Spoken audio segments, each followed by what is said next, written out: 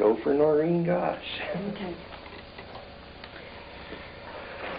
Before September 5th, 1982, I was a homemaker, housewife, mother.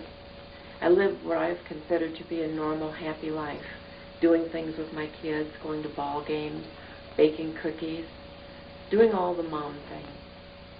And then on September 5th, my entire world blew apart when someone kidnapped my son, Johnny, while he was delivering his Sunday morning papers in West Des Moines, Iowa. That morning started out very early for him, like any other day. He left the house at about 5:45 in the morning. He headed down the street pulling his little wagon and our dog riding along with him. He got as far as the corner, about a block from our home, when a man stopped him and asked for directions. Johnny was always instructed not to talk to strangers, so he didn't go over to the car and spend time. The other kids at the corner, who were the witnesses, were the ones that reported all of this to me. As Johnny walked away from this man, the man suddenly made a U-turn in the middle of the street with his car and sped back up the street and pulled in right where all the boys were gathering their papers, folding them, and preparing to deliver their own routes. The man shut off the engine to the car, opened the passenger door, and slid his feet out onto the curb and started talking to all the boys. He spoke with a very slurred speech pattern, according to what I was told by the witnesses. Johnny turned to one of the witnesses, Mike, who was 16, and he said, "This man is nuts. There's something wrong with him. I'm scared and I'm leaving." Johnny threw all his papers into the wagon and took off down the street. The other boys that were at the corner at that time also left. There was a 44-year-old attorney that had pulled up with his car to grab his son's papers, and he had paid attention to the man and the license plate, but didn't know that a crime was about to occur, and he left. Johnny, as he was walking down the street, was just minding his own business when Mike heard our little dog growl. At that very moment, the man who had driven up in the car suddenly pulled himself back in the car, slammed the door, started the engine, and then reached up with his hand and clicked the dome light 3 times. At that very moment, Mike looked down the street after Johnny, saw Johnny walking along, and then saw another man come out between 2 houses and follow my son. The man was about 6'3" and stayed about a half a block behind Johnny. I doubt very much that my son even knew he was being followed. He then went around the corner, out of the direct eyesight of Mike. A few seconds later, Mike heard a car door slam, the screeching of tires, and he saw that very same car that had been at the corner where he was sitting earlier run the stop sign, turn left, which was north, and head straight towards the interstate, which is out of town. This all took place in approximately 12 minutes from the time my son left home. At the time, we were asleep. His father and I were home asleep. We did not know our son was kidnapped. Normally, the routine would have been for Johnny to come in and wake up his father to go with him on the paper route. That morning, for some reason that I do not know today, Johnny did not come in and get his dad. He went on the route alone. That was the only morning in over 13 months of him having the route that he ever did the paper route alone. His dad had always been with him. Our nightmare just exploded. The phone began to ring. Neighbors didn't get their papers. Johnny's father, said, "I'll go and help him. He must be just running late." He left the house, came roaring back in the driveway a few minutes later and said, "Call the police immediately. Johnny's gone. Somebody took him." His wagon was sitting up on the street corner, full of papers. Not even the bundle ties had been cut. I called the police and reported that we had a missing child.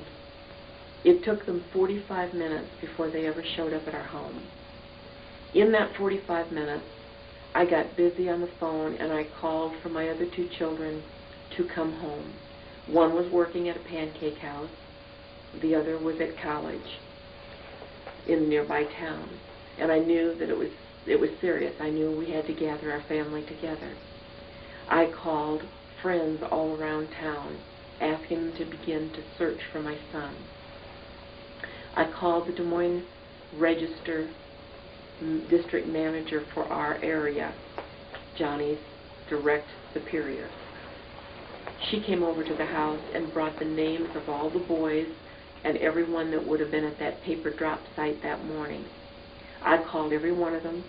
By the time the police got to my home, I had a full description of the man, I had a description of the car, a partial license plate number, and every detail that every witness could remember. When the police got there, I filled out the missing persons report and signed it, and the cop looked at me and said, "Did your son ever run away before?" And I said, "He's never run away, period. Why would you say such a thing? Didn't you just listen to me when I told you what the witnesses had said?" And he became a little disgruntled, the fact that I would even utter a question or a statement like that. And he said he had to go back to the station. He left our home, and it was now about 8:30 in the morning. We did not see another representative of the police department until 3 in the afternoon. We were on our own. We organized search parties. We had contacted the media. We asked for help from the public. Thousands of people came forward in West Des Moines and formed search parties and searched the state parks, searched cornfields, searched everything around the area where one might think a violent crime could have occurred and perhaps a body might have been dumped if Johnny had been murdered. At one point, 20 of the searchers came back to the house, furious, angry. They came to the door and said, "I thought you wanted help." And I said, "I do want help. What's wrong?" And they told me that our police chief showed up at one of the state parks, drunk, got up on top of a picnic table, and shouted through a bullhorn, a loudspeaker, for everyone to go home because Johnny Gosch was nothing but a damn runaway. That police chief is no longer in office. His name was Orville Cooney, and he was shamed and had to leave office and was later arrested for shoplifting. So his character was not anything of a sterling nature to begin with. But that was the first big red flag that took place on our case. The fact that the police weren't going to look. We were on our own. At that point, I thought, well, the FBI is supposed to come in on the case. They always did on the FBI story with that from Jim Zimbalist Jr. So I called the FBI office. They did send 2 agents to my home. They sat at the table slurping down coffee and explained to me that they would not enter the case because basically they had no crime. And I looked at them and said, "I have no son. What are you going to do about it?" And they said the police chief had told them that this case did not require the FBI and they were not to be in the case. Day turned into night and into the next day and into the next night with nothing but confusion and absolute turmoil. Our phone rang every 15 minutes, day and night. We had tremendous press coverage. All of the local stations began to show Johnny's picture, and the news began to spread throughout Iowa and to other states that a young boy had been ripped off the street. Still, the police were still waiting 72 hours to act. And I can remember walking into the police station and asking the police chief, that if there had been a bank robbery, would they have called it runaway money for the first 72 hours? Or would they have begun to work on it? Well, he didn't have an answer for me, but did ask me to leave the station. At that point, I knew that no matter what we did, it would have to be our own efforts to find our son, that we were not going to get the help from the police. So I began doing a thorough search, calling people, asking for recommendations for a private investigator. I got several names, and within a week or two, I was already out interviewing private investigators to take the case. One man did agree to take the case, and we brought him to Des Moines and began to do the preliminary things to start an investigation for a missing child. The second day that the man was on the job, he was going to set a surveillance at the site where Johnny was kidnapped at the same time of the morning, to watch local traffic and cars. 2 squad cars pulled up from the West Des Moines Police Department and arrested my private investigator and tried to charge him with vagrancy for just sitting there. I could see that they weren't going to accept the idea of a private investigator on the case either. So I went to the police chief and I said, if you're not going to work on my son's case, that's your choice. But step aside because I am. And I informed him that I did not want to see or hear again that my private investigators would be disturbed or arrested. They were licensed in Iowa to operate, and he had fair warning to back off if he was not going to do the job. He decided to back off. He didn't do the job either, but I had good investigators, and we began to gather information. One very important piece of information that we did get came from an interview. The private investigator brought in associates from his office, spread them out in a radius from our home, and they did house-to-house interviews. During one of the interviews, one of the neighbors told him that he had seen a van parked the wrong direction on the street with the motor running, and it was a loud engine. So it caught his attention, and he watched for a little while out the window, and he saw a car pull up next to the van and saw that 2 men were loading something long wrapped in a blanket from the car to the van, and then they all jumped into their vehicles and drove away. He thought it was odd at the time, but at the time he did not know a kidnapping had just happened a few blocks away. We kept that information. We did not share it with law enforcement. And I did that for a reason. Because I knew that someday somebody was going to come forward with that piece of information. And if it had not been broadcast through the media, in newspapers, magazines, or any other way, then I would know that that person was telling the truth. It took many years of leads, disappointments, things that we thought would pan out to be the culmination of the case, that we would get our son back, only to be disappointed. It was like a roller coaster. It took 9 long years, and finally, one day, a young man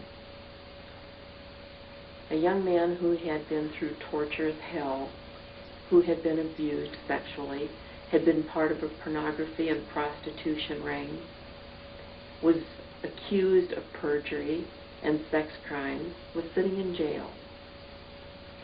He confided to his attorney, John DeCamp, from Lincoln, Nebraska, that he had taken part in the Johnny Gosch kidnapping. John DeCamp thought, whoa, that's a big case. I better notify the parents. So he called our home, and I happened to be away that night. I was working, and my husband, at the time, my ex-husband, took the call. He went to Omaha, Nebraska, to visit with John DeCamp and to meet Paul Benassi. He, however, did not tell me, and I did not learn about the existence of Paul Benassi for another 2 years. He kept it completely quiet. When I did find out about Paul and had the opportunity to hear his statement and to read the diaries that he had kept, logging all of his experiences, including the kidnapping of my son, Paul made mention of the fact that they had a van parked a couple of blocks from the kidnapping site, and that van was used to transport Johnny's body to a location in the state of Iowa, and that the body had been transferred from one car to this van, and that is the piece of information that the neighbor had seen and shared with our detectives. And I knew then at that time that Paul Benassi was telling the truth, because that piece of information had never been repeated, had never been shared with anyone. It was kept in our files for our own information only. And what transpired from that situation, when I was finally told that Paul Benassi existed, it was my shock that no one believed him. I went to our police department. I went to our FBI. They said he was a nut. They said he was not credible. They said that he had multiple personalities due to the programming, mental programming, and the abuse that he was put through or claimed to have been put through, and that not one word of his statement could be taken as fact. I had not ever met John DeCamp until many years later, but during the time that Paul Benassi was being disputed constantly, he never wavered from his story. What he said about Johnny's kidnapping verbatim remained the same after 11 long years. The kid was not lying. A lot of times when people manufacture things, they do not remember what they said to whom, so they trip themselves up. Paul didn't do that. If Paul did not know the answer to a question that you would ask and when you were interviewing him, he would say, "I'm sorry, I don't know that." But if he did know the answer, he would tell you the truth, and that would be the statement that he would use every time he would be asked that question. He never changed even a word. That impressed me. One of the things that happened at the time that Paul, or just about the time Paul was coming forward with all of this, but it had not made the news yet, I was invited to be on a TV show, one of many network shows, and I was on with 3 psychics, and it was the Geraldo Rivera show. They were going to have these psychics make an attempt to solve Johnny's case. The one psychic said she wanted to talk to me after the show, privately. So I agreed. She came into my dressing room and she said, "I didn't want to say this on the air because it's just for you. There's a young man that's going to be coming forward with the truth about your son, and it's going to involve a long, long investigation. But he is telling the truth, and you should listen to him." I didn't reveal to her that I already knew about Paul Benassi, but it was interesting to me that this psychic would pick up on this information and be able to tell me anything. Up to that point, I had not placed too much credibility in the psychics that had come forward on this case, because there had been several hundred that called me, but no one had an answer. What my son was involved in was an organized kidnapping. It was not a random kidnapping. They knew who they were coming after. They had photographs of him ahead of time. I know this because a neighbor of ours saw Johnny being photographed on his way home from school 2 weeks before the kidnapping. The car had out-of-state plates, and the man leaned out the window and had a very long telephoto lens. The neighbor had reported it to the police. The police said, it's not a crime to take pictures, which I can't fault them for that. It isn't a crime to take pictures. But it turns out that those pictures are the ones that the kidnappers had with them the morning of the kidnapping. They knew they were coming after Johnny Gosch. Paul Benassi was in the back seat. He was young. He was only about 4 years older than my son when he helped to kidnap him. They used a child to lure another child to the car. Many times parents feel that if they tell their kids not to talk to strangers, that's enough. And they're meaning stranger adults. In this case, these kidnappers were very clever because they used a kid to lure a kid, and it worked. Evidently, Johnny came close enough to the car, they grabbed him and pulled him in. And that's why he was kidnapped. That's how he was kidnapped. Paul Benassi had been part of what became known as the Franklin Credit Union scandal in Omaha, Nebraska. Franklin was a credit union operated by a man by the name of Larry King. Larry King was a fast-rising star in the Republican Party, but he also had quite an appetite for sex with little boys. And he operated a very well-tuned pornography and prostitution operation, where they would use young boys from Boys Town, as this was reported by many victims that came forward. Approximately 80 children came forward, all naming names in Omaha, Nebraska. This was all part of and tied to Johnny's kidnapping. And then I began to recall, 11 years later, that shortly after Johnny was kidnapped, about 3 weeks, there had been an article in the Des Moines Register. And there were 2 young girls taken from Des Moines. They were aged 13 and 14. They were taken to Omaha, and they were put into a pornography ring. They were found, they were returned to Des Moines, and the men were arrested. I took that clipping from the newspaper, and I went to our police chief, and I asked him to investigate it. And he looked at me and he said, I don't have a feel for that, so I'm not going to do anything. I asked him to call the police chief of Omaha just to ask about it. Since Omaha was 2 hours away from Des Moines, that could be feasible that they could have come from Omaha to Des Moines to take these girls. They certainly could have taken my son too. Still, I could get no help from the police.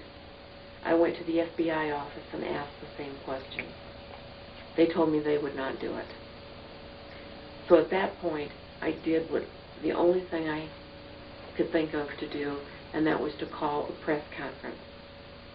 And when I did, I read the clipping from the paper, and I said to everyone that would listen, the reaction of the police chief and the FBI, that they would not even check out this lead.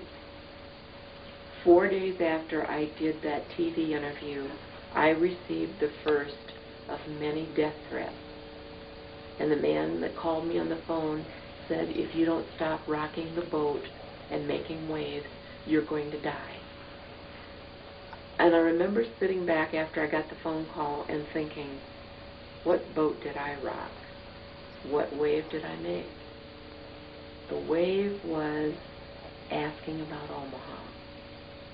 I was knocking on the back door of the Franklin Credit Union scandal years before the story broke. And the authorities here in Des Moines were not about to let this story break. They were not about to solve Johnny's case. I later found out that our police chief, Orville Cooney, was very good friends with Robert Wadman, who is the police chief in Omaha, Nebraska. They had many parties, orgies, if you will, where they used young boys and girls. Our police chief would travel to Omaha to the parties with Bob Wadman. Bob Wadman was accused of getting one young girl, Alicia Owen, pregnant during one of these episodes.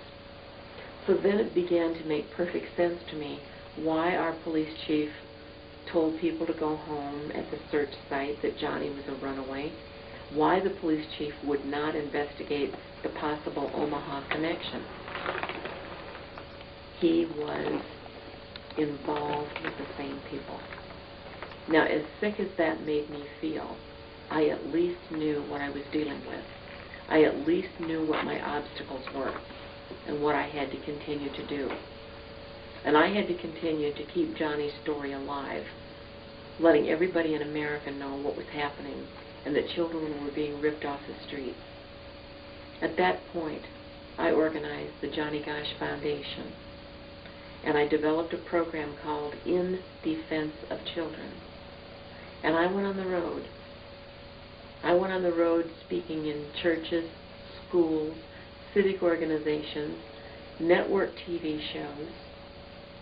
I gave over 700 speeches in 5 years' time. I gave up what I used to call my life, or any type of recreation or enjoyment. I threw myself into this effort. During this time, I drafted and wrote pieces of legislation for the state of Iowa, which I got passed into law. And those laws were patterned for other states concerning missing and abused children. So, to me, Johnny's kidnapping had to stand for something. He was gone, but there had to be some degree of progress that was made in the system because of what happened to him. And it was my job to do it. And I knew that. The speeches and all of the things that I was doing were constantly keeping his name out there. The awareness level was staying up. Every time I did a TV show or a speech, leads and information would trickle in for our investigators to look over and begin to work on. Slowly, piece by piece, we were able to put this huge jigsaw puzzle together and finally know what happened to Johnny Gosch and why and who's responsible and how they profited off of many young children. Kiddie porn is a multi-billion-dollar business in this country. The only reason that it is because of supply and demand and supply. Somebody has to supply the children to the pedophiles who have the yen for young children and the money to pay for it. My son just happened to be one of them.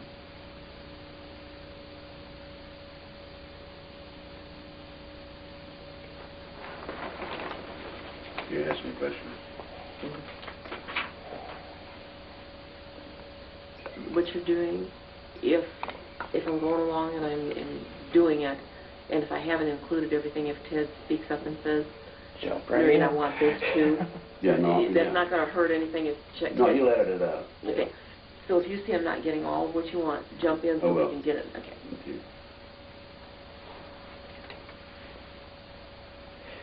Let me know. Oh, we're already going. You might want to turn a little bit more towards the TV set with your shoulders, yeah. No, try it back the other way. Yeah, a little bit more towards Ted, yeah. Okay, now bring your head this way. Oh, ain't that special. Okay. So that was very fun. few times I let people tell me this many times what to do in a row.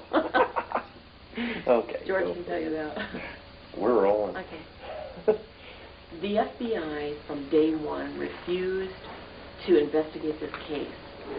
But the thing I think that appalled me and amazed me most was that after Paul Benassi had come forward and identified the fact that there was a van parked on another street, after we had learned this in the neighborhood search that our private investigators did, the FBI, when it was presented to them, still said that Paul Benassi was not credible and they would not investigate that aspect of Johnny's case. The FBI never did do the neighborhood search until I complained so many times and so bitterly to our senators, Senator Grassley and Harkin, both from Iowa, that the senators got in touch with the FBI office in Washington, and then the FBI in Des Moines were forced to do the neighborhood search, house by house. And one of the neighbors told me that the FBI was very disgruntled when they showed up to have to do the interview 3 years later, and said the only reason they were coming out to do it is because Mrs. Gosch forced it through the senators, that they had not intended to do it at all. The whole point with all of this, in my mind, is why? Why would a police chief not investigate? Why would he not do the things necessary to try and find my little boy? And why would the FBI refuse to investigate a bona fide kidnapping case that had witnesses? Why would they keep saying, "We have no crime"? I got so sick of hearing that phrase, "we have no crime," that it just about destroyed me. Were they that stupid? Did they not know how to investigate a case like this? Were they naive? Were they just compliant in protecting some bigwig that was a pedophile? Or were they involved in it themselves? Those are the questions that I've had all these years, and I have formed my own opinion as to why I think they did not investigate my son's case properly. And I believe that it is the last. It is involvement. A few months after my son was kidnapped, approximately 6, there was a young boy kidnapped on the way to school. He was a high school kid, and he was driving an Eldorado Cadillac. And the kidnappers used the kid's cell phone to call the parents and tell them that they wanted a ransom demand of money. The FBI sent in many agents to Des Moines. They had the kid back within 36 hours. The next day, the FBI came to my home to gloat at how well they did the case. And Special Agent Herb Hawkins, who was in charge of a 5-state area, led the team as they came into my home. And he said to me that they really had to work on that case because there was a human life at stake. And my reaction was, well, what do you think my son is? Don't you think his life matters? And Herb Hawkins said to me, and I will never forget this, he looked at me and he said, "Mrs. Gosch, there's something you don't understand. The other family, they're very wealthy. They're very prominent in Des Moines. We had to search for their son because they just are more prominent people than you are." Mr. Hawkins had no idea, but he did me a favor that day because he told me what the story really was. And I don't remember doing this, but I evidently picked up a coffee cup full of hot coffee, and I hurled it across the room, and the cup and the coffee missed Herb Hawkins' face by about 1/4 of an inch.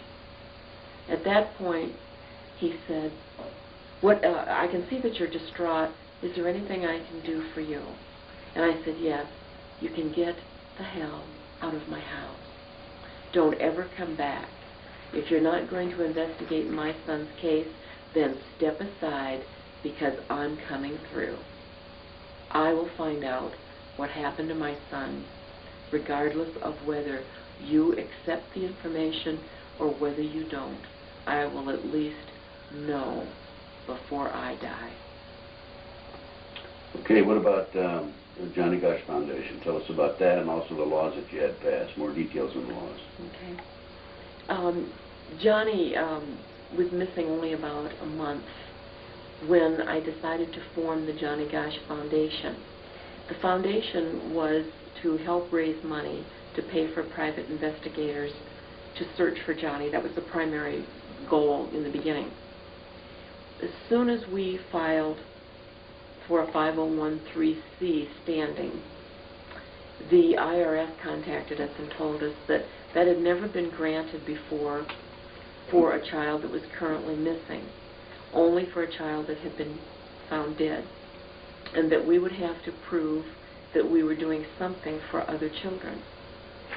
And we were put on a 2-year probationary period, which we passed with flying colors, because it was during that time that I drafted the first piece of legislation called the Johnny Gosch bill. That bill provided for any family who had a missing child to get an immediate investigation started.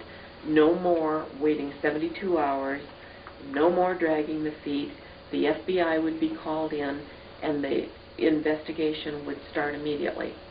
That law passed, and within 1 month after the governor signed it into law in 1984, the second newspaper carrier from Des Moines, Iowa, Eugene Martin, was kidnapped in the very same manner as my son.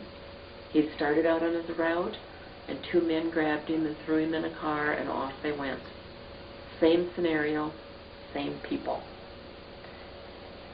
The other pieces of legislation that I facilitated in getting passed were laws that pertain to sexually abused children and the ability for them to testify before video cameras instead of having to relate what happened to them in open courtroom in front of their assailant.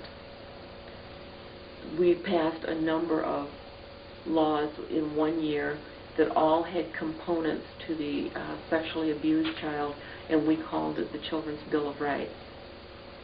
A lot of our laws that we passed here in Iowa were adopted by other states that border Iowa, so that we had some uniformity in the central part of the United States as to some type of code on missing and abused children. And it was about at the same time that the National Center for Missing Children in Washington, D.C. was formed.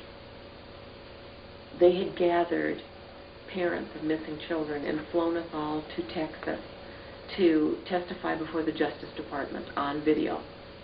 We were to tell what went wrong in our cases, and we were to name names in terms of the police chief, the FBI, whoever didn't do their job. We were to explain how they didn't do it, why they didn't do it. I was one of the parents that participated. When it was my turn to speak, I related what happened to my son and the mistakes on the case.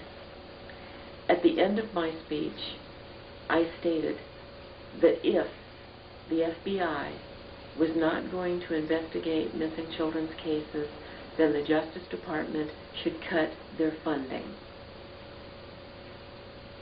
And they should take that amount of money and give it to the organization to start a missing children's center, so that those of us who have missing children would have some government agency to turn to for assistance. At the time I did that, you could hear a pin drop in the room.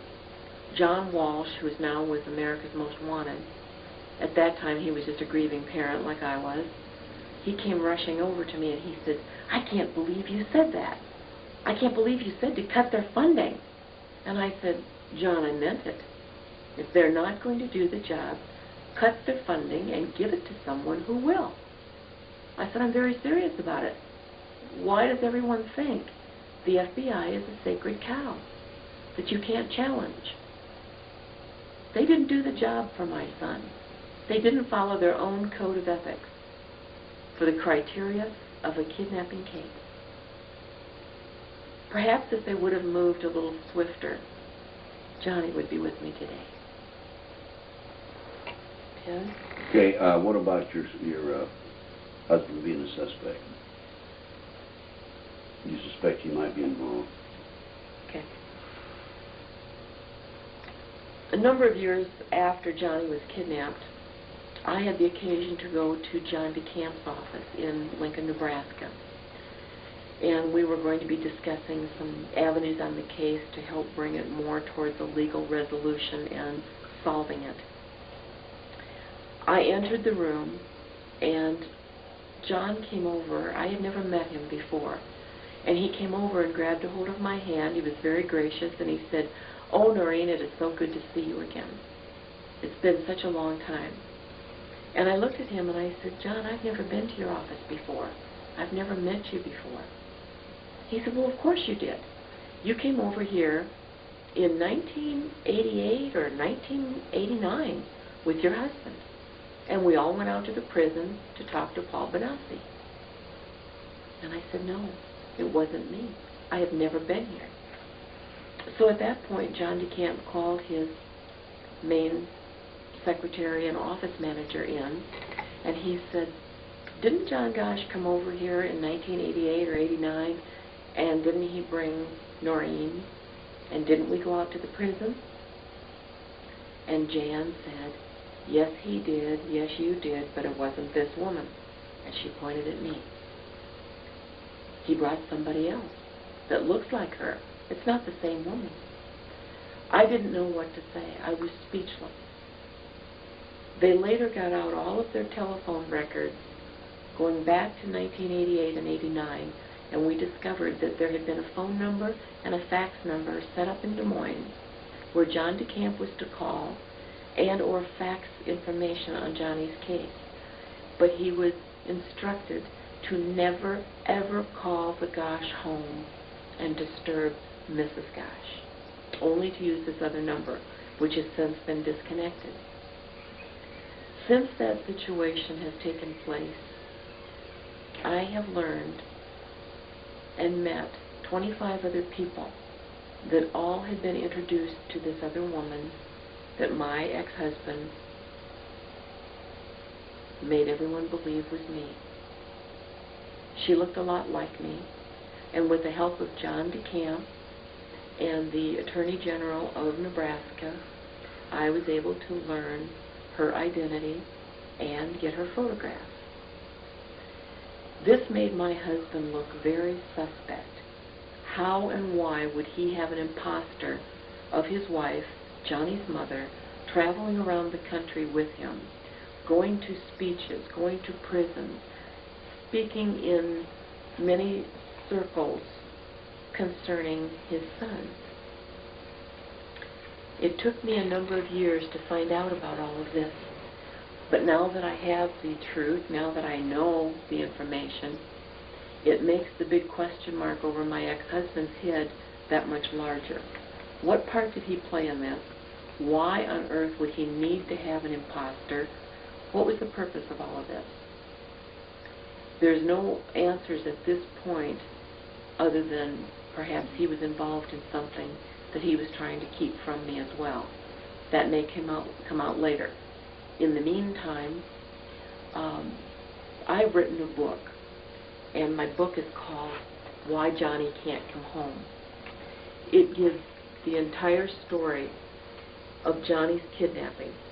Who, how, why. And in this book, you'll find a picture of my ex-husband with the woman that he has professed to others and introduced to others as me. It has come to my attention, and I've been informed, that the woman posing as me, once she learned that her picture is in my book, has now had a stroke. I have not given her name publicly because it is still undetermined as to whether charges will be filed against her for impersonating me. And so until such time as she's charged with a crime, I cannot reveal her name publicly in this format. But all of this went on behind the scenes in the Johnny Gosch case.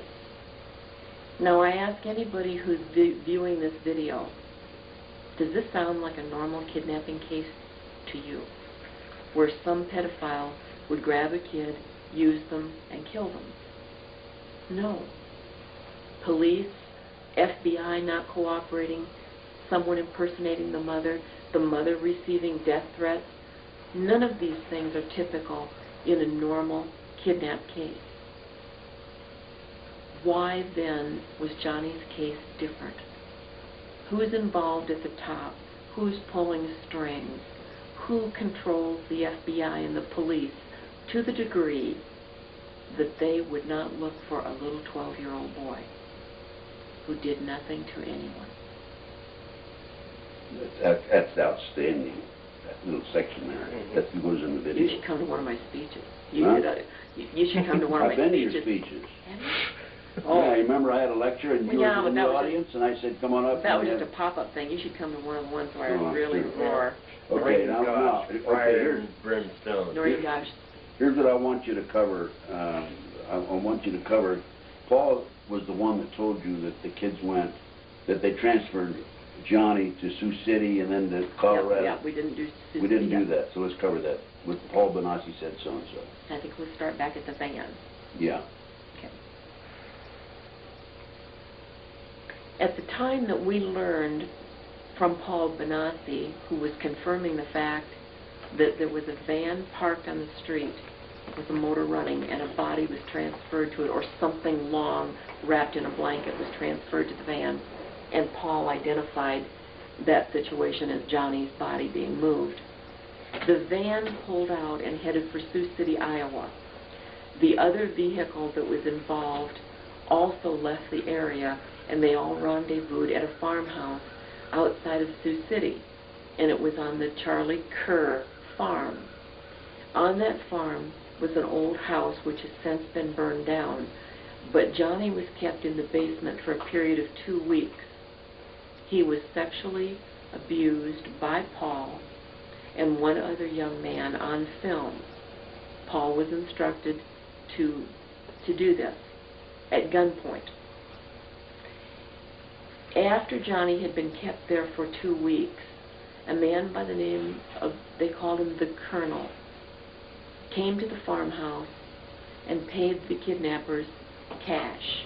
Paul remembered seeing many big bills, $100 bills coming out of his wallet. They were paid in cash for doing the job of grabbing Johnny.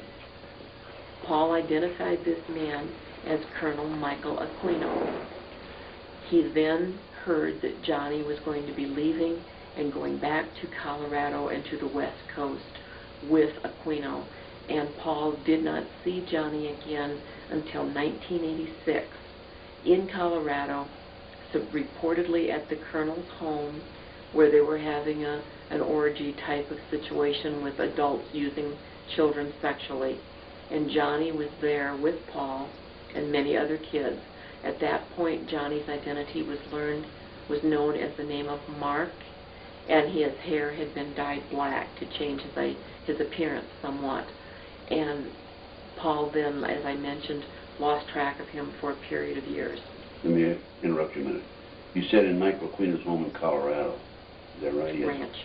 Okay. It was a ranch. We want you, yeah, because everybody can say, well, there's no credibility here, because I know he doesn't have a home in Colorado. He's got a home in San Francisco, you know what I mean? Okay. Paul Benassi reported to us that the ranch that they were taken to in Colorado belonged to the Colonel, and he referenced and referred to the Colonel as Colonel Michael Aquino, and that it was at this ranch in a remote area somewhere up in the mountains is where they had the parties, and all of these people would come where they know that they could use young children. Paul stated that the kids were also flown all over the United States to different parts of the country wherever there was a wealthy, well-heeled pedophile that wanted a boy of a certain description. This was quite common, to move the kids around a great deal. Okay. Yeah. How about Paul? Now, how about Johnny come to visit you? Okay. In December of 1996, I was invited to Los Angeles to be on the Lisa Gibbons talk show. I had been on there several times before, and this particular time, she had me on with a group of other mothers who had lost their children, and it was right before Christmas. and she asked if we wanted to give a Christmas message to each of our children if they were still alive. I looked at the camera, and I spoke directly to Johnny, and I said, Johnny, if you're still out there, and if you're alive and you're getting this message, I'll help you in any way I possibly can. I still live in West Des Moines. I've divorced your father, and my name and address are listed in the phone book so that you can find me. Contact me and I'll help you. I then flew home, and it was approximately 3.5 months later, in March of the year 1997, when someone started knocking at my door in the middle of the night. And it was a consistent knock. They kept on knocking and pounding at the door. I went to the door, and I lived alone, and I would not have normally opened the door at that time of night. But I looked out the little security hole in the door, and I could see 2 young men in the hallway. The hall lights were on, and I could see the facial features of one of the boys, and he looked like Johnny. And I said, "Who's there?" And he said, "It's me, Mom, it's Johnny." So I let them in. The one young man that was with Johnny did not talk. He kept very quiet, and he would not give me his name. It was a very emotional reunion, because I had not seen Johnny for many years. But when he came in, I thought he was home to stay. I thought this was his return. And I said, "You're going to have a safe place to stay." I said, "Let me call somebody that can come here tonight and give us some legal advice and some help." And he said to me, "I can't stay. You don't understand. It's not safe." And I said, "You wouldn't be safe if I stayed. They'll kill me." And then my son went on to talk about the high-level pornography and prostitution drug-running group that he had been taken into. And he talked about Colonel Michael Aquino. He talked about some of the local people in Des Moines, Iowa, that he knew were involved. People across the country that were in high places politically, he mentioned.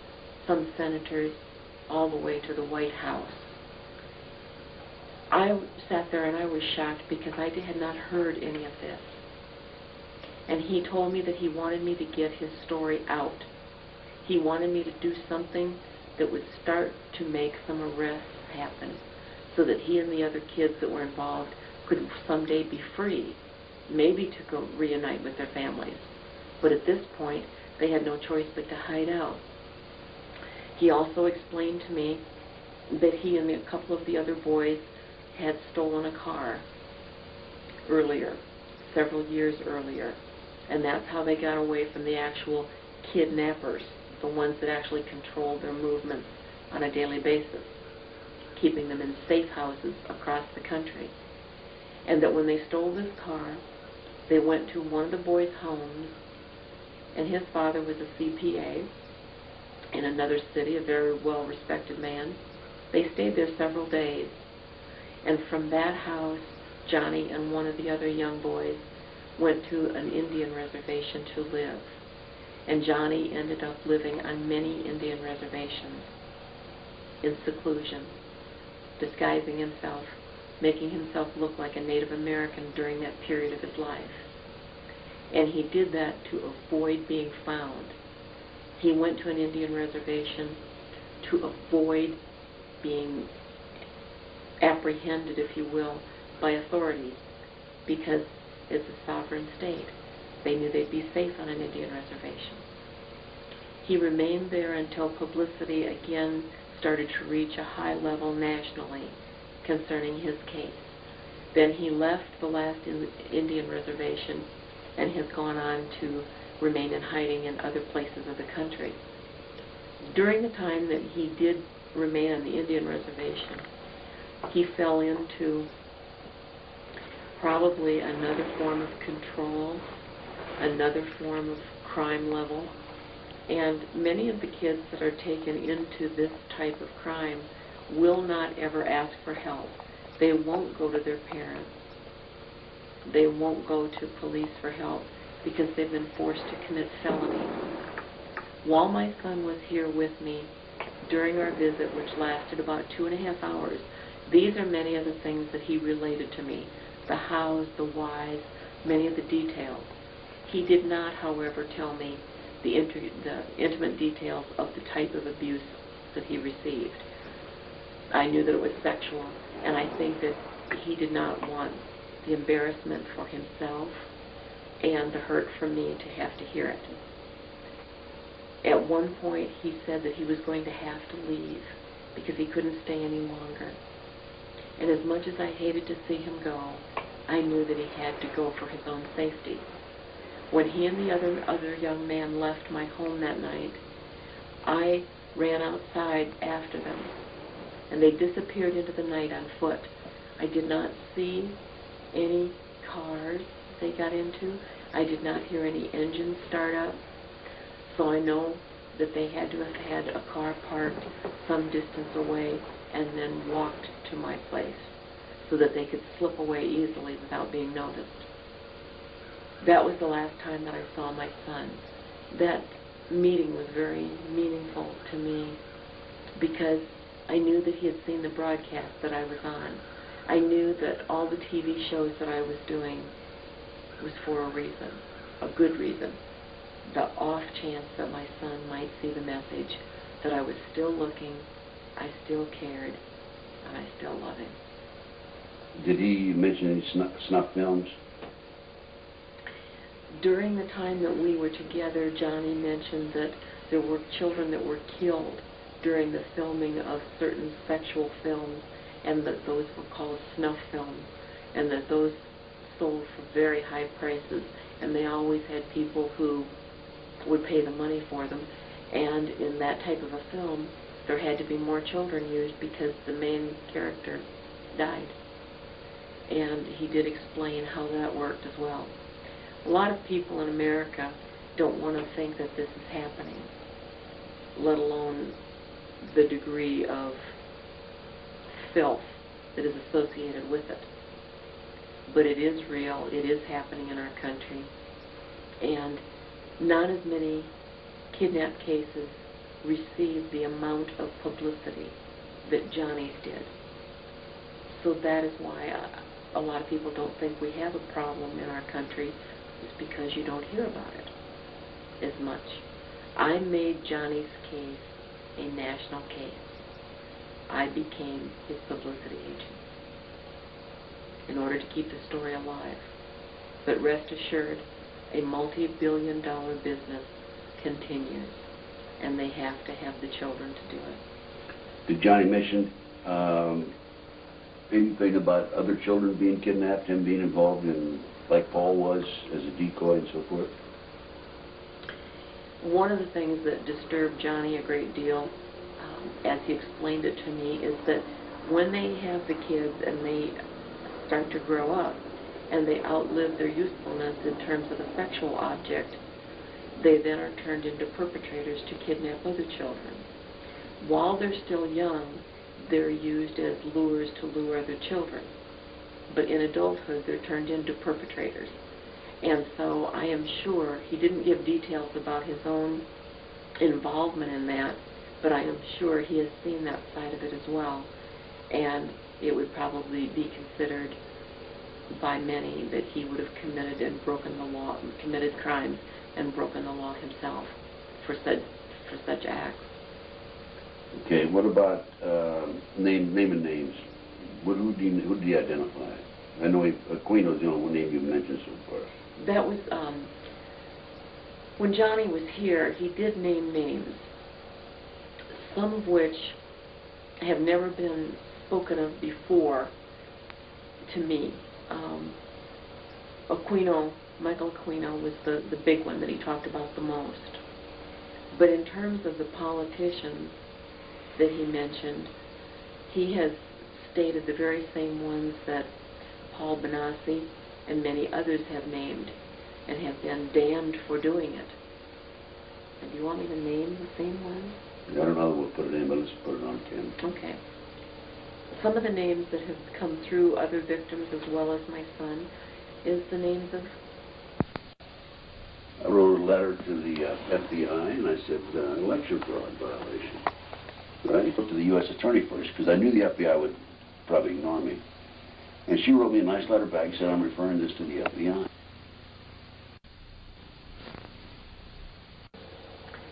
How did they know Johnny was going to be alone that morning? And I heard something in court that I'd never heard before, anywhere. Paul Bonassi straightened up in the chair, and he said, well, they made prior arrangements with Johnny's father.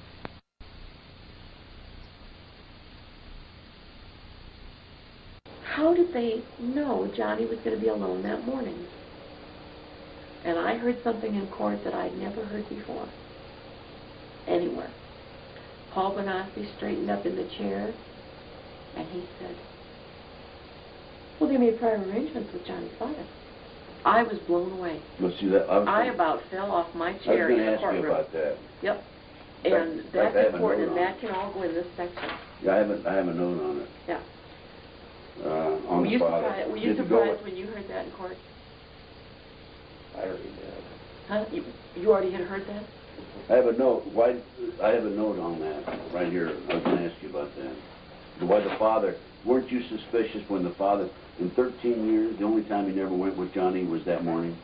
13 months. 13 months. Yeah. Yeah, I would. Rusty, how did you know that John... Oh, wait a minute. Being in the circles. I know. I remember what you told me in DeCamp's office. Do you remember? Because you also said it on a radio program. No. And I've got the tape. You're lucky to have the tape, because he never got me one. What about Soda? I've got the tape put away. We didn't mention Soda's name either. No, we didn't talk about Soda, but we can. Yeah. Rusty, when he was shown a picture of John Gosch with no labels on it or anything in DeCamp's office, remember? Checked it out. George pulled out the picture, Mm-hmm. and he says, do you know this guy? And he held up John Gosch's picture. And Rusty says, yeah, I met him in Larry King's office. He was at Mac, Larry's office. He was over at Mac, and the Max, and he was also at Larry King's office. Yeah. What? Karen Burns told me that the very first time she ever laid eyes on John Gosch, she suspected him. Yeah, your husband. Mm-hmm. Yeah. Was he participating in all the parties, too? Did he go to those in Nebraska? Did you ever see one? That many of the parties. I tried to avoid those like the Mm-hmm. plague. But in your circle of talking to people, did you ever hear of him going to those parties? Because, see, he was gone all the time, Rusty. Yeah. He'd leave on Sunday morning. He wouldn't get back till Saturday night. Mm-hmm. And then he would get his laundry done, pack up, and he'd leave again. He would never tell me where he was staying. I never had a phone number or an itinerary Part of the network. of where to reach him. Yeah. Have we got new film in there? Is it running? Yeah. Oh, God. Okay, all right. Hey, that's the best stuff. Let's go with it.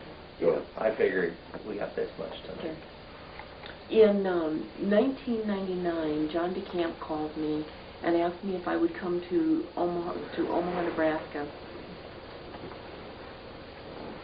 Start again. In 1999, John DeCamp called me and asked me if I would come to Lincoln, Nebraska to testify in a federal court hearing for Paul Bonassi.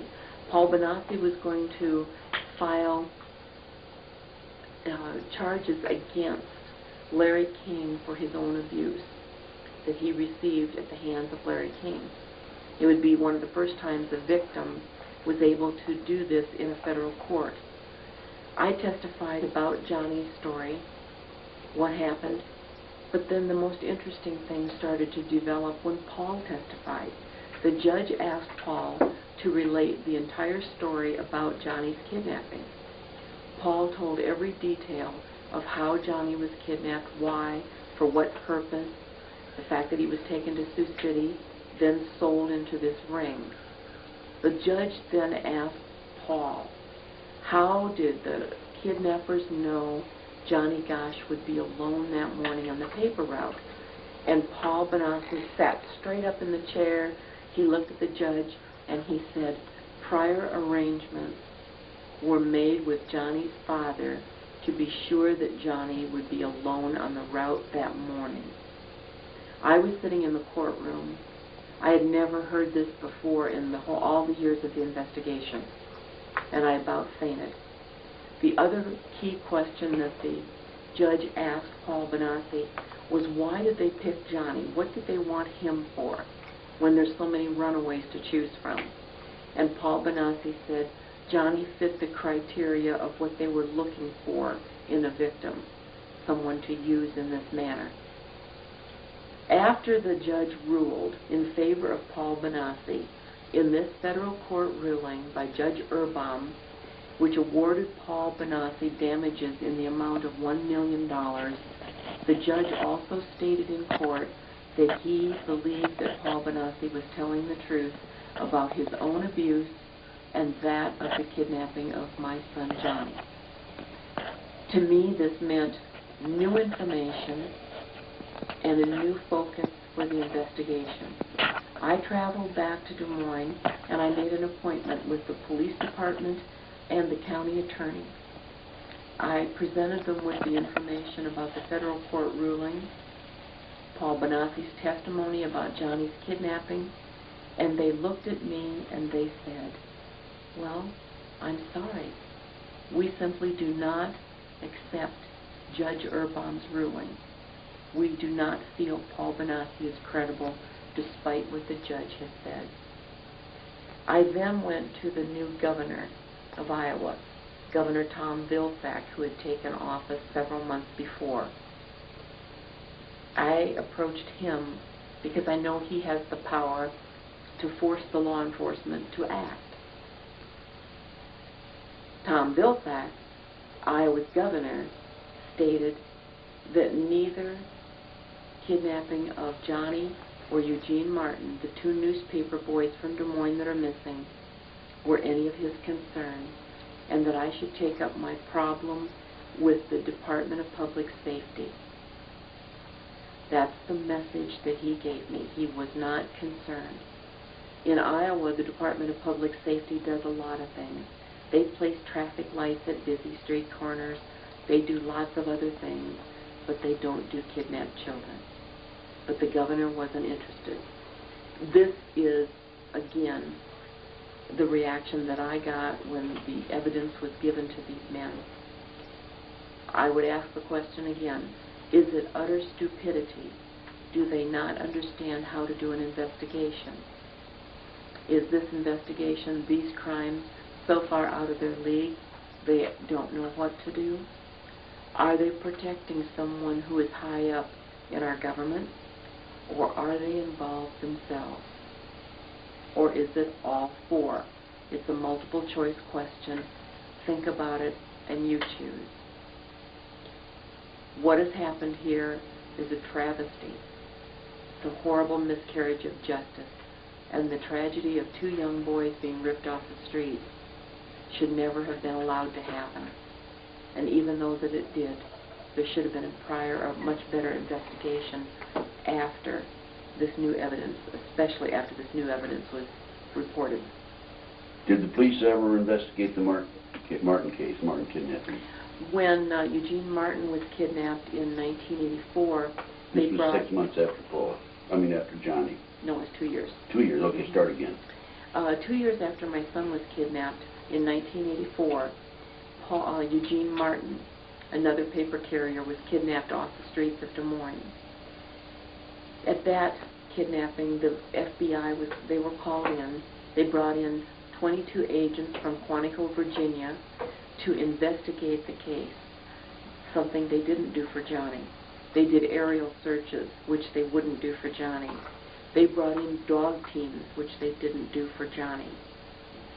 All of the things that should have been proper investigation for Johnny and wasn't done, they did do for the Martin boy.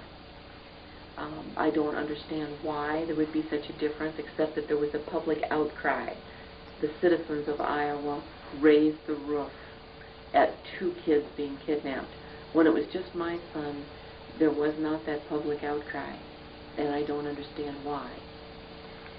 A few months before Paul Bonassi was kidnapped, or before Eugene Martin was kidnapped, a man called me by the name of Sam Soda. Excuse me, go back. Start again, say a few months before Johnny.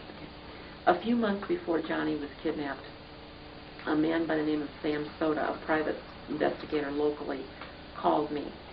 He wanted to meet, and he said that he had information that there was going to be a second kidnapping in Des Moines.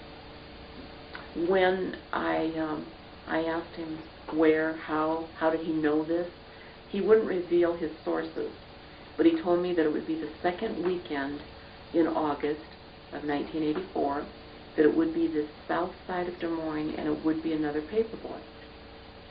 And I said, well, why are you telling me? And he said, so I could go to the authorities.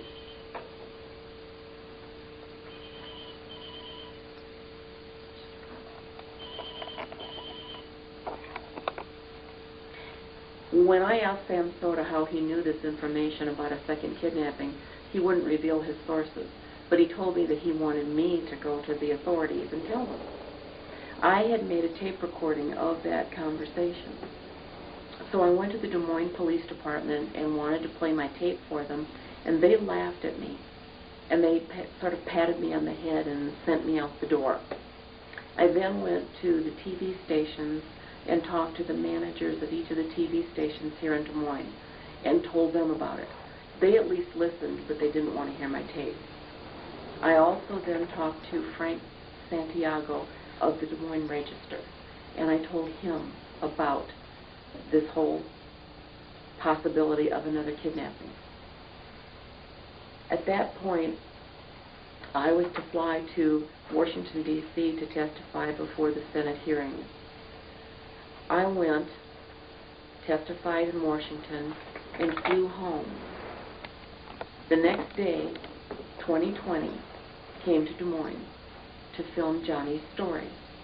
This was now August of 1984. Karen Burns, the producer, was in our home.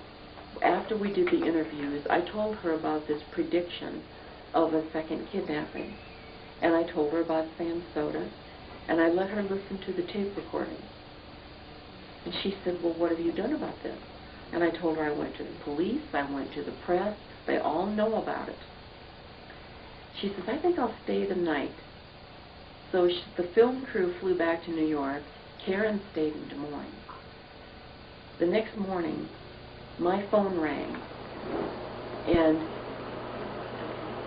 Okay, start with the next morning. How did you start? You received that phone call. The next morning,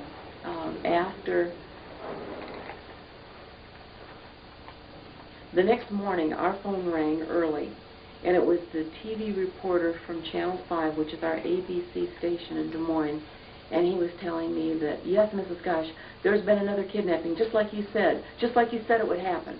And he was just out of breath. He was a real young kid. And I said to him, how do you know it's a kidnapping? He says, I just heard it. Hello? Hi. I'm fine. Okay. The next morning, my phone rang, and it was a reporter from Channel 5, our ABC station, and he starts out by saying, Mrs. Gosch, there's been another kidnapping, just like you said was going to happen, just exactly the way you said it would happen. The south side of Des Moines, another paperboy. He said, the FBI's been called in. And I said, how do you know all this? He said, well, it was on the police scanners, and they're treating it as a kidnapping right away. So I thanked him, and that was the end of it. I called Karen Burns at the Marriott Hotel. I woke her up, and I said, Karen, it's just happened. There's been another kidnapping, just as the man told me. Call and get your own film crew back here from New York. Don't use the locals on this one. So Karen called New York. They got a film crew on a plane, and by about 9 o'clock, they were into Des Moines. They blasted into the Des Moines police station with a microphone in her hand, and they shoved it in the face of the police chief, and they said, Are you going to do aerial searches for this boy? They didn't for Johnny Gosch. Are you calling in the FBI? They didn't for Johnny Gosch. Are you bringing in K-9 teams? They wouldn't for Johnny Gosch. And they put the police chief on the spot, and this went on national television. Later, they continued to investigate the Martin case, and he was not found either.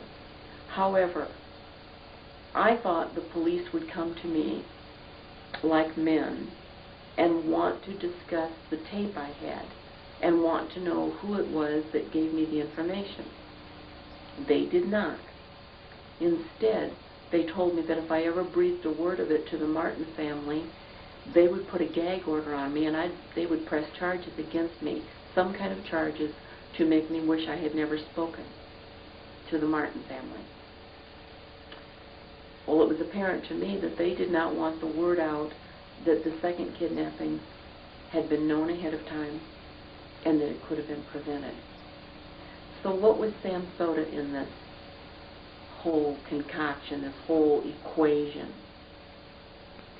Sam Soda, according to Paul Bonacci, they called him Soda Pop.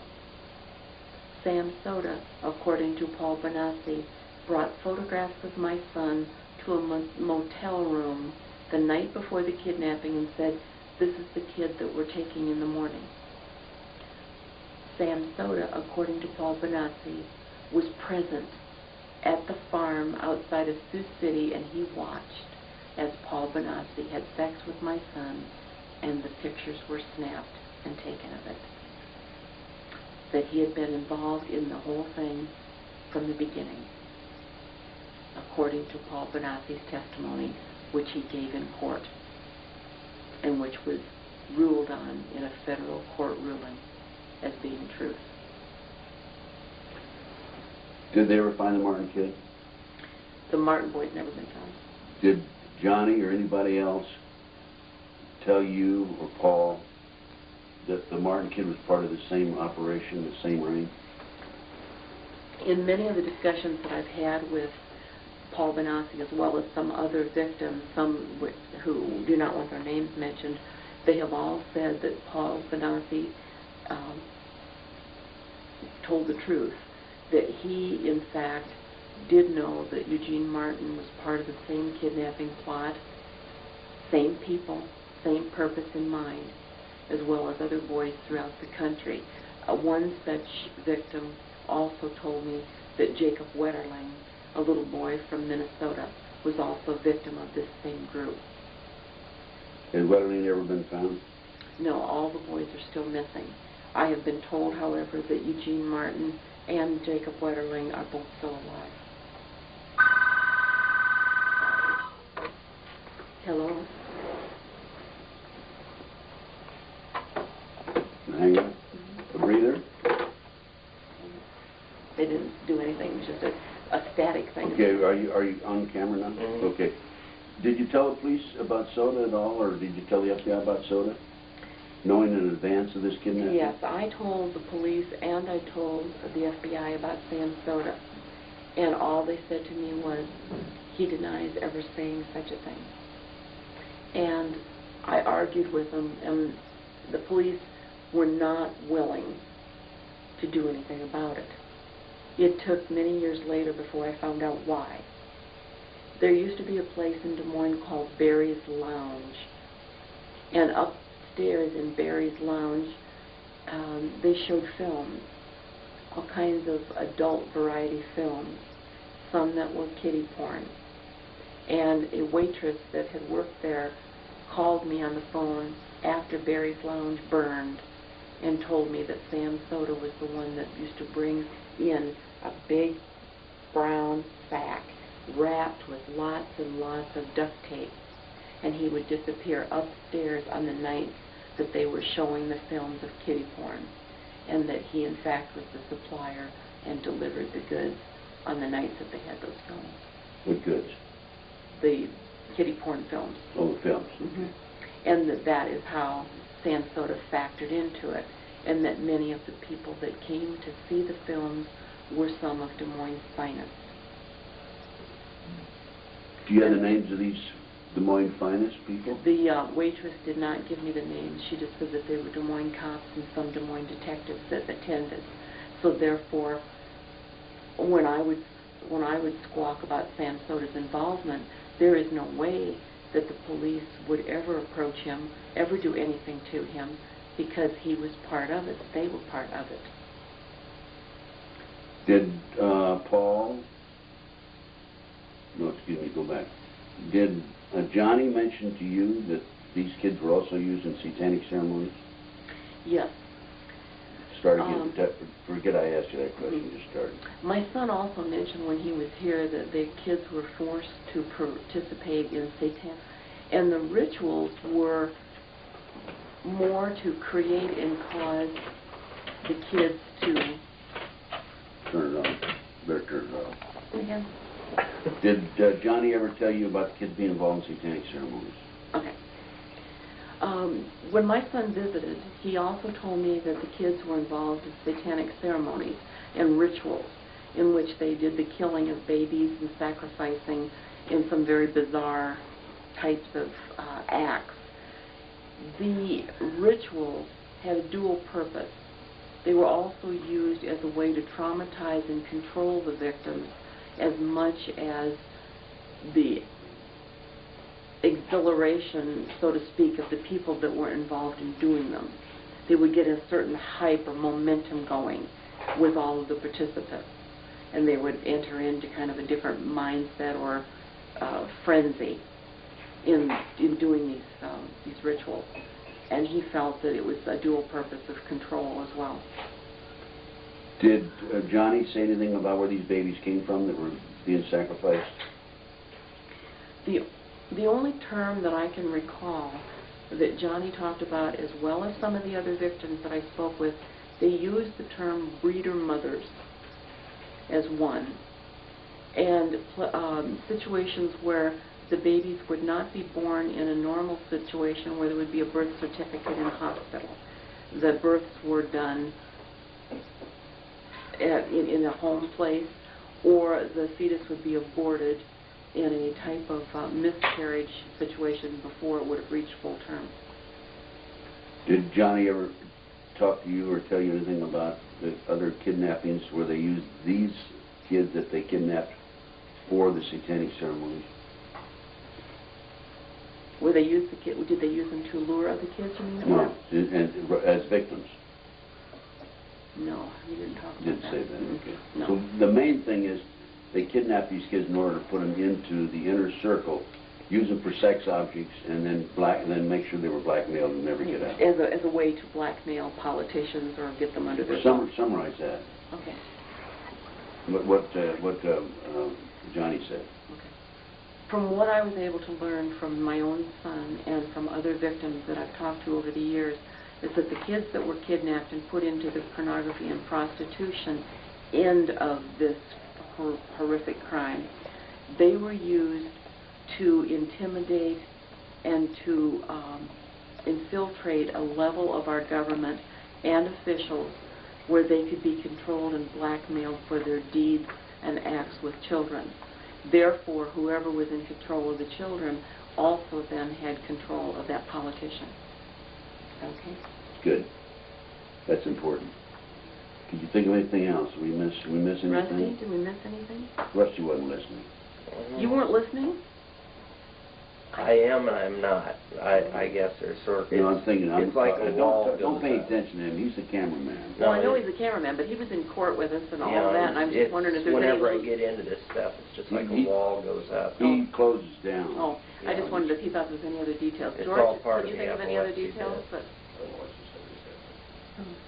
Well, did we miss anything? He told them all about your life. No. Miss anything in your opinion today? No. We covered it all? I think we've covered it all. We got Sam Soda, the judge's ruling, Johnny's kidnapping, Johnny's visit, The book, the book. the foundation. John. and my website is www.johnnygosch.com.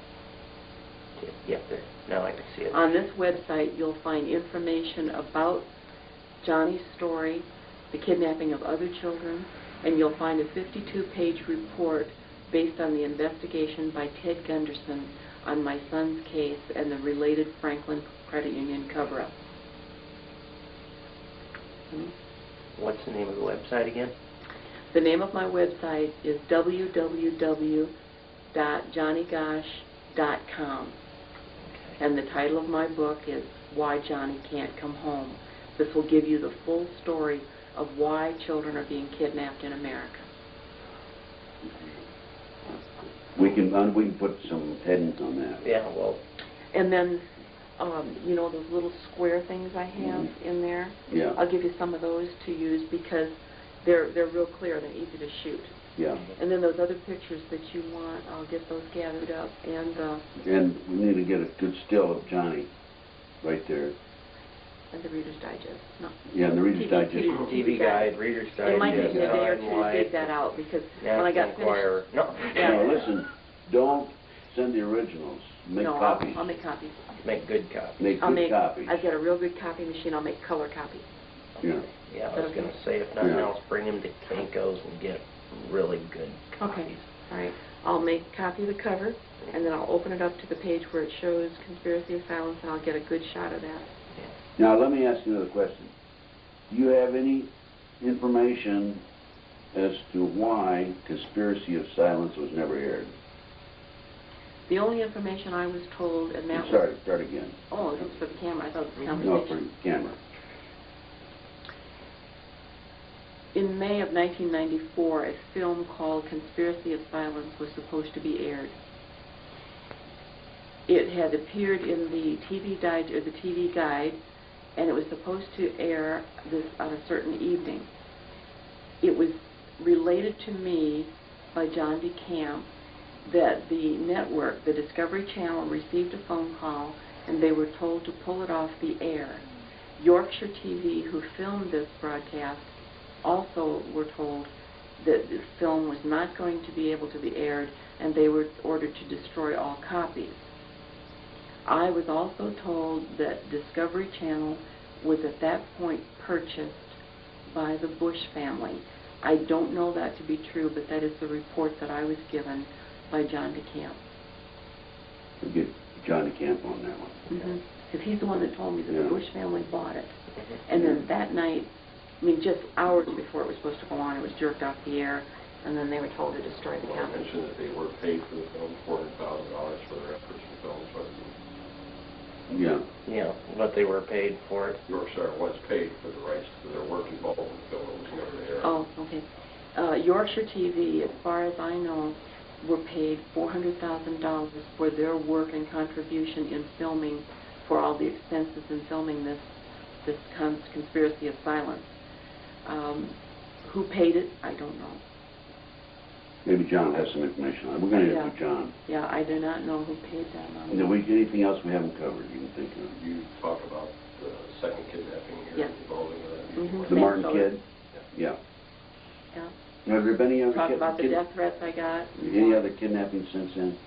Not in Des Moines or Iowa. Oh, I know a question I wanted to ask. In fact, I got it in my notes. Are we on camera now? Mm-hmm. What's the reaction of the Des Moines Register? In other words, did the Des Moines Register say anything or help you out in regard to the fact that the FBI and the police refused to investigate this? Did it come to your rescue? Did it give you adequate publicity? Did they support you? In the very beginning, when Johnny was kidnapped, there was a lot of publicity about Johnny's case, and they reported it fairly accurately. Then about a week or so... Excuse me. The Des Moines Register reported it. Start again. Okay. Instead of saying they reported it, because I'm not going to be on there. Right. The Des Moines Register, in the beginning, gave us adequate coverage after Johnny was kidnapped. Pictures of Johnny and a fairly good story about it. Within a few days, however, the story began to change and it began to be slanted against the family. I received a phone call from a woman who worked in the newsroom. She would not identify herself, but she said, "You need to know this." The editor came into the newsroom and instructed every one of the writers who would handle the Johnny Gosch story to slant all stories against the family. And those were the orders that we were given. She said, I'm a mother, and I can't imagine what you're going through. I'll lose my job if I give you my name, but you need to know what you're up against in this town. The Des Moines Register did start some kind of a reward fund. They collected thousands and thousands and thousands of dollars. Not one penny of it was ever given to either family of the Martins or me, but instead someone decided at a much later date to give the money to a runaway shelter. So none of the money was used ever for Johnny or Eugene.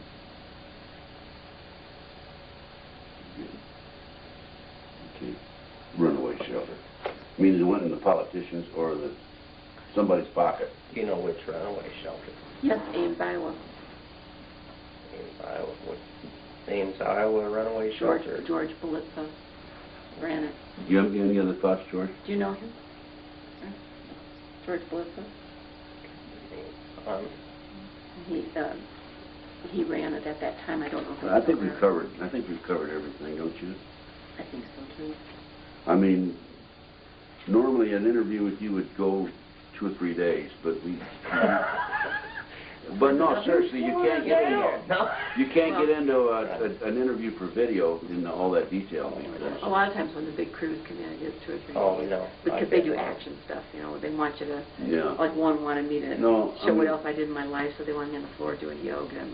Yeah. No, but I'm talking about real in-depth debriefing would take a long time. Oh, We missed But everything. that's because there's so much, but for the purposes of the... For what you wanted, Yeah, to clip and snip a little bit out. Yeah. Yeah, it's basically filler and highlight. Yeah. And you're going to want to hit the same points that John DeCamp and Paul Van Yeah. Helsing bring out so that it relates to how Yeah. Weave it Yeah. right it in. ends with Des Touch on Moines. the fact that 2020 spent years and hundreds of thousands of dollars working on this. And then deal. canceled the show. Yeah, to do that, that's another point. Yeah. Good, thanks, George. What would I do without you? I have no idea. Probably not be married. No, that's good, that's Be very free, good. wouldn't he? So, Explain the Des why. Moines You gotta Register, just cheap and the easy, Des Moines right? Register says the FBI won't investigate, police won't investigate it. In 1997, I was approached by Karen Burns with ABC once again. They had done Johnny's story 4 or 5 times throughout all of the years. This time she wanted to do a special, a 1-hour special called The Johnny Gosch Story, The Final Curtain, meaning the final conclusion of what happened. They spent 2 years and hundreds of thousands of dollars filming victims, filming everyone across the country that was remotely connected with this. And then we were told that it would not air. And they postponed and postponed and postponed until finally they told me that it would not air at all. In a later conversation with another producer at ABC, I learned that 2020 has spread the word throughout the ABC building that they own the Johnny Gosch story, and they are not going to show it or sell it to anyone else, that they will be the ones that will interview Johnny Gosch himself when he decides to come forward, and they will have the total exclusive in the country. And that is why it is on a shelf in ABC today and has not been aired. Do you think there's more than that to it? I believe, however, that there's much more to this. I believe that the producer, Karen Burns, has probably been threatened and or others in the organization bought off. Disney has bought ABC, and it is a big player in the whole Franklin Credit Union Excuse me, let situation. me correct you. I heard that Disney bought 2020. They don't own ABC. ABC's a corporation. Oh, they just bought 2020 That's what I heard. Disney and Warren Buffett was 21%. Yeah. of the whole ABC. Because it's the corporation. Okay. Okay. So, All right, thanks. yeah, so let's start again on that. Okay. Disney's. Disney has purchased 2020, and from the investigation that has ensued with many mind control and sexual abuse victims, Many of the kids were traumatized at the Disney World locations. This came about at the same time that my story was killed and being held hostage at ABC. One has to wonder if this is related and connected, since it's all about abusing and sexually abusing and mentally abusing and physically abusing children. At the highest level. At the highest level in our country. That's going to work. Yeah. Mm-hmm. We can slice it in enough to where... Well, I know you're going to be dissecting it a lot. He's going to spend an hour editing. Oh, I know. That's a big job to edit. Biology class revisited. It makes me... I haven't interviewed him yet. I know. I'm going to interview him. I knew somebody should have just had a TV camera. You want to turn that off now? Oh, he likes to get all this candid stuff. That's right. No. That was when you were in the Senate investigating. My very first investigator, Denny Whalen, went to Okay, one of the auctions. Cover that. Early in the Johnny's investigation, shortly after I had hired Denny Whalen, who was a private investigator, he came to me and he said that he had learned that there were auctions of children that were taking place throughout the country, and that he had someone that could get him into the auction as a buyer, but he would need the financial backing that if Johnny came across the auction block that night, that he could buy him back for us, and the only thing we would be able to say to the authorities was that we paid a private ransom. So we arranged for financing by taking a second mortgage on our house so that we had the cash available. He went to the auction. That particular one was held near Houston, Texas. Johnny did not go across the auction block that night, but Denny Whalen described to us when he got back that there had been 26 boys all marched across a stage-like area, all wearing nothing but their underwear, and they had a number hung around their neck on a string, and that each child was brought up and auctioned and then taken away. There were foreign buyers there from other countries and left that night with an American child.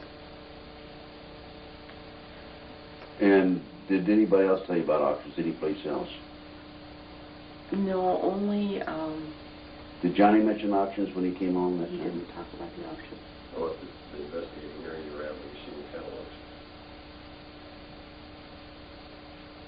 Say that again. The Senate investigating hearings you were at where they had everything spread on the table. Oh, yeah, with the FBI, and the FBI covered it up. Okay, good. In August of 1984, when I testified before the organized crime hearings in Washington, D.C., I presented information about Johnny's kidnapping and the auctions that took place. Kenneth Lanning with the FBI also presented that day, and he also displayed on a conference table about 6 foot long all the paraphernalia that was seized during the arrest of a pedophile. One of the items that was seized was a catalog filled with pictures of children that had not yet been kidnapped. I asked for a copy of it, and I was told that I could not have that.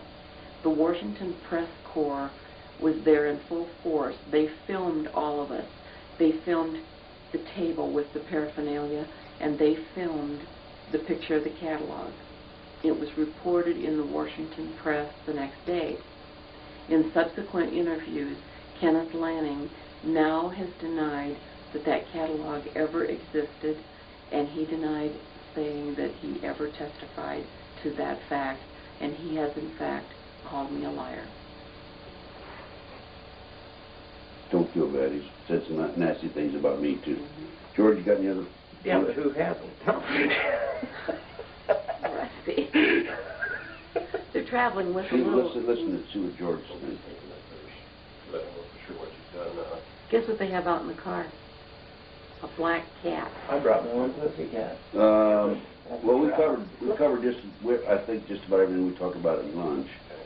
Didn't we? Yeah, I think we did. Those were good that you brought up, though, because we had missed them. Yeah. Yeah. You need another Have job. you mentioned anything? I know you probably said something about the book, but have you mentioned that there's probably been 60 or 100 more victims that have read your book come forward by email? Yeah. People that have contacted me. Come forward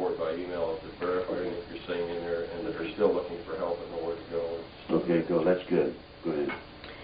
Since the time that my book has come out, which was just a year ago, the amount of victims that have contacted me through emails or letters or phone calls, victims of this same sexual abuse and the mind control, wanting help, not knowing where to turn, the memories of what they have experienced are coming back to them. They feel isolated and afraid and want to know where they should go, what they should do to try and bring their lives back together. Many of them are about the same age as my son is today. Some are older. This crime has existed for many, many decades. It is nothing new. They have been so sophisticated in the way that they have orchestrated this type of crime and to the level that they have in this country that the average citizen finds it not only difficult but impossible to believe that it could ever happen. Any other thoughts? Points? How many of these victims? We've had about 66 or 68 contacted since the book came out.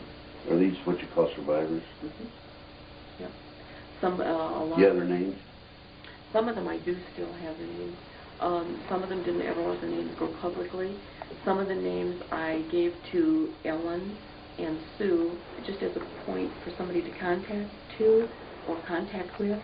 And both Ellen and Sue told me that they had such a full plate in their life they didn't want to talk to them. Yeah, So, what we really need to do with those names is gather them up. Gather them up and let them network with each other and then help each other on their own research. That's what I do when they call me. Yeah. I receive a lot of calls like that too.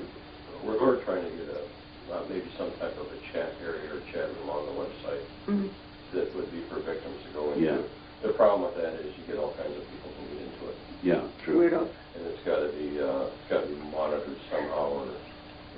Well, when they call me, I just put them in direct touch with each other by phone or by email, whatever they have.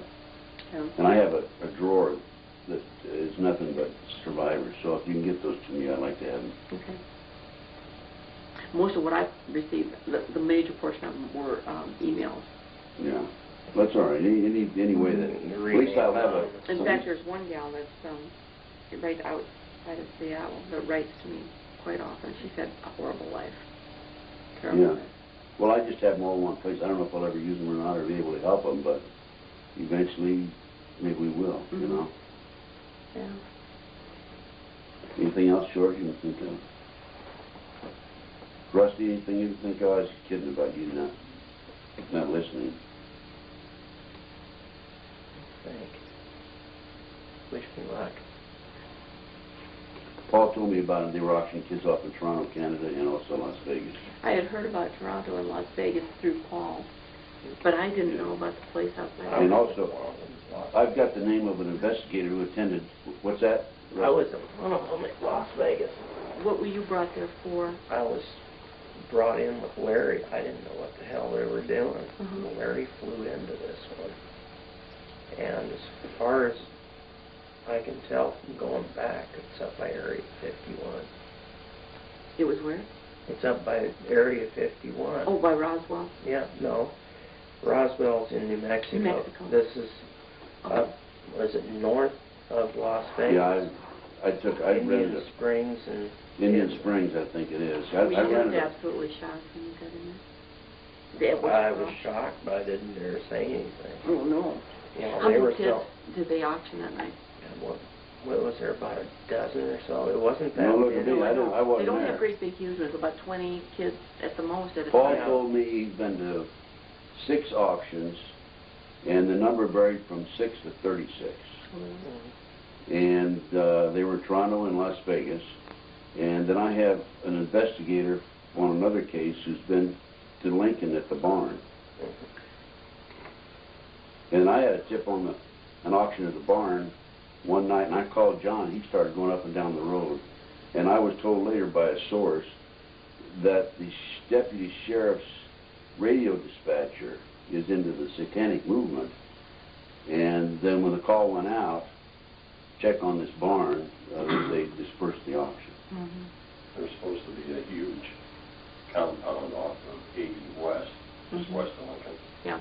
With surveillance cameras looking so they can see who's coming, armed guards into the garden gates and Yeah. some satanic type deal. That the lady in Connecticut was telling us about. That's what How far out east of Lincoln, or west of Well, Lincoln? it's the waves.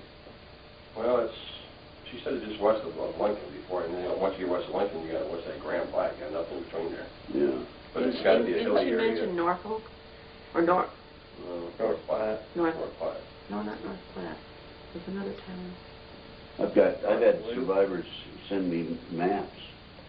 You know, I'm a one-man army. I can't do It's these. huge, and it's the, Yeah. there's a big one in Pennsylvania, and Mhm. I've got the one in Pennsylvania. I've got a map of all that. this one's in Nebraska, and it's off I-80. Yeah. And there's even, somebody was telling us that the first rest area or something after Lincoln is the gathering point where they pick them up, take them, and then get from that rest area to the compound. They just drop them off on the interstate. Mm. Was the first one after, one of the rest areas right after Yeah. Lincoln was Sandy was telling us that. Gary found that out. You're right, it did come from Yeah. Sandy. She said that one of the rest areas there was a dropping point for... It's big. for, Yeah, you need to talk to Sandy. Yeah. I think it was Sandy. Let me get through this first. And my 3 books. Well, I meant if you want some of her stuff for this tape, too. Well, Might this not- is Sandy, isn't it? Kira Dory. Oh, I'm going to talk to Sandy, yeah. We'll talk to her in January. Definitely going to talk to her. At Well, this, let's get out of these people's lives. at this, Hmm? at this auction that you went to, did the kids, who were some of the buyers? Just, There was a Jewish guy, I think 3 or 4 Middle Easterners, and a couple American business people. Was this in Lincoln? Las Vegas. No. when they $8,000. bought the kids, what were some of the prices they went for? Do you remember? 15 to 50,000 plus. Were they all boys, or were they boys and girls, or? It was mainly boys, but there were a couple girls in it that were, you know, a little bit older. Were the kids all drugged into submission by that point? From what I can tell you. I mean, kind of a daze, so they didn't act out or try to get away or get bizarre. Yeah. We talked about it, you know. A lot. Everybody's talked about Aquino. The fact that his ex-wife or somebody's been, what's her name, Linda Blood's been calling and trying to... We didn't talk about the fact that Linda's been calling me, or did call me asking me if I was sick yet. I don't know if you want to include that or not. Sure. Go ahead. He's over there. Go ahead. She's a troublemaker, but, you know. Oh, she is. Prior to my book being finished, and then shortly after it came out, I started receiving phone calls from Linda Blood, who was reportedly a former girlfriend of Michael Aquino's. And the opening of each conversation was the same. She would always ask me how I was, and I'd say fine, and she would say, "Are you sure you're not sick yet?" And I would always say that I was fine, which I was. It used to concern me a great deal as to why she would ask me that question, except that I know that some of the people involved have ways to try and make someone else ill through a chemical or something like that introduced into their life. So I was sure that she was probably reporting any and all things that I said back to Michael Aquino. I have no way of proving that, but eventually the phone calls did stop, but I did receive quite a few for a period of time. You have thoughts, George? Rusty, anything more? I was just wondering when George was going to start hosting his own TV show. As the world turns with Noreen Gosch. As the world turned upside down from Noreen Gosch. You don't have one of these, why Johnny can't come home, do you, from Lincoln? I don't. Let's No. steal one of these from you. Thank you. Appreciate it. I got mine at home. I think mine's out in Oregon. I got, well, you sent me an autographed copy. Thank you.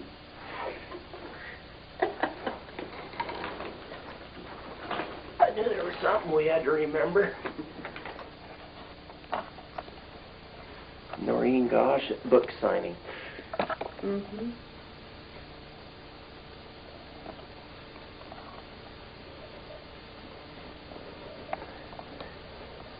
Did you mention anything in this meeting that would be relevant, or would be relevant to the Franklin cover-up case about when you went to new Governor Vilsack, who has hired Carrie's sister as our Department of Human Services, how he said it's a matter of public safety, not a matter for criminal investigation? We went through that. And by the way, folks, for an extra $50, I'm sure she'll autograph your copy too. It went up to 75. That's only if they get the video with it and you want That's right. If you need a copy for anybody else, go ahead and take one out of the box. The video or the book? The book. The book. Yeah. I'm gonna autograph one to my son and his wife, will you? Greg and Sue. To Greg and Sue? Yeah. If you don't mind, I appreciate it. We got to keep it. Because he's the, I have 4 children, and he's the one kid that really knows what's going on. The others are in denial. To Greg and Sue. Where do they live? In New Jersey, South Jersey.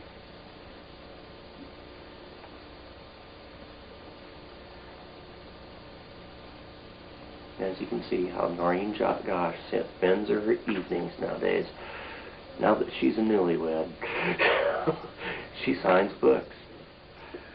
I guess that's what married life does to a person.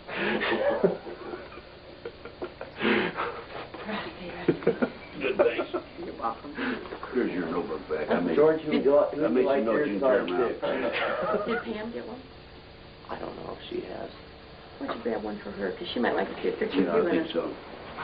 Huh? Yeah, let's put the date on She'll it. probably have in it there. framed. Put the date on it.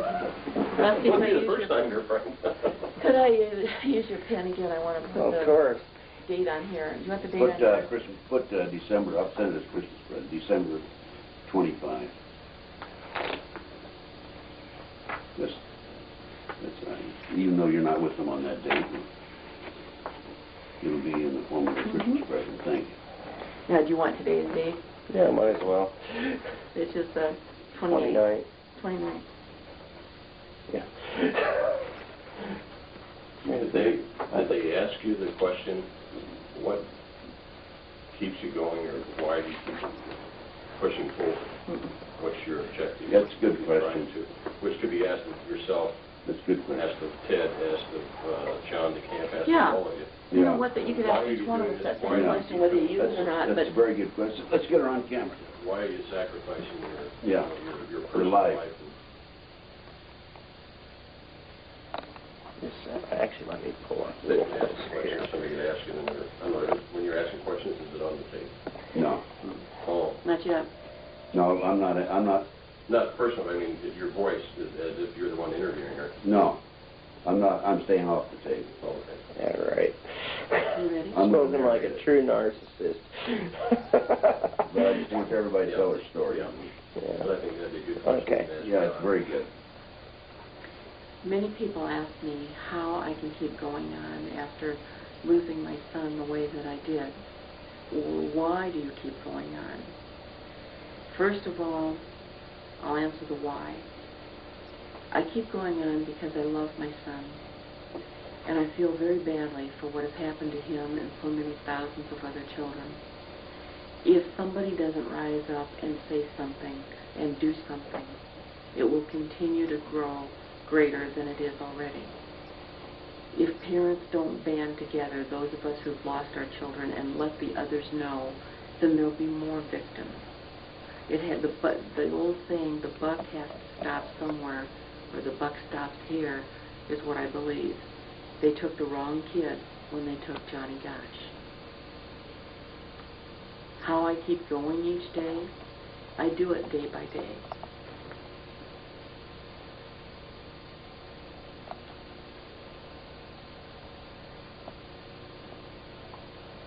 There are days that I go hour by hour.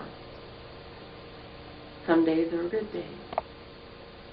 But none of my days could ever be as bad as the days that my son has spent since he was ripped away from his home. And when I start to feel badly, when it starts to really tear at me, that's what I think about. That he is the true victim here, not me. I've had a terrible heartache, but I'm not the victim in this situation. It was a little 12-year-old boy that didn't do anything to anyone. And as long as I kind of jerk myself back by the collar, then I can straighten up and fly and make it to the next day and the next. And I thank God every day for my strength, mental and physical, and I'm very thankful for what I do have in my life, the people I have in my life that support me and love me and care. Very good. Yeah.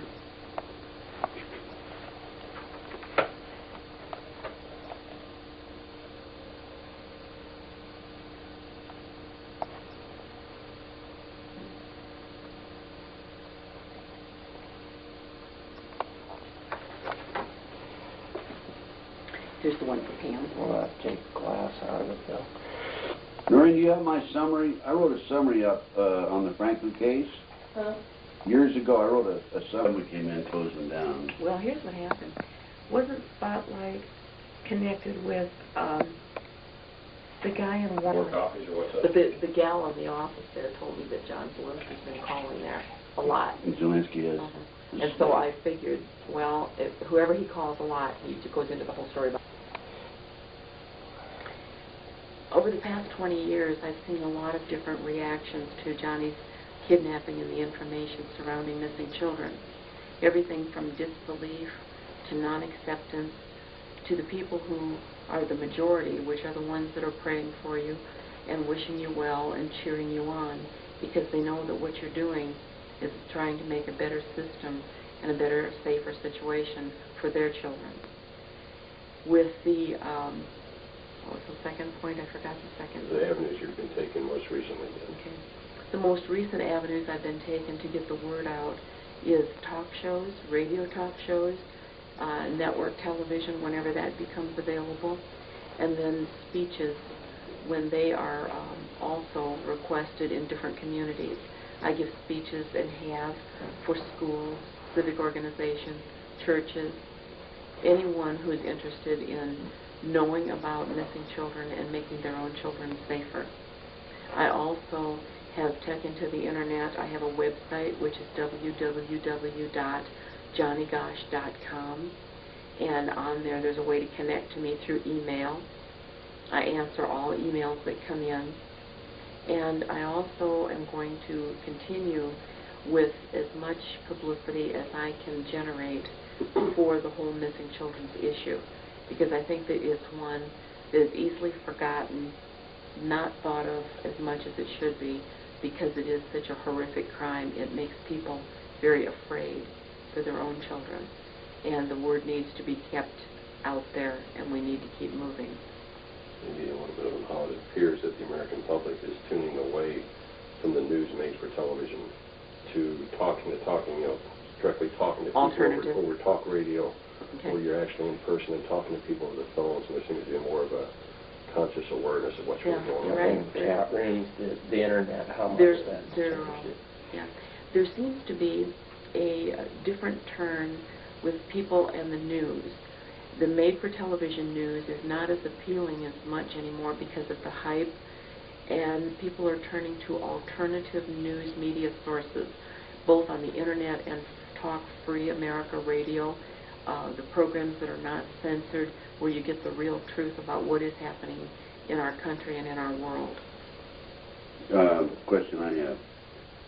From your lecture speeches, the book and so forth, how many other parents of kidnapped victims have been in contact with you?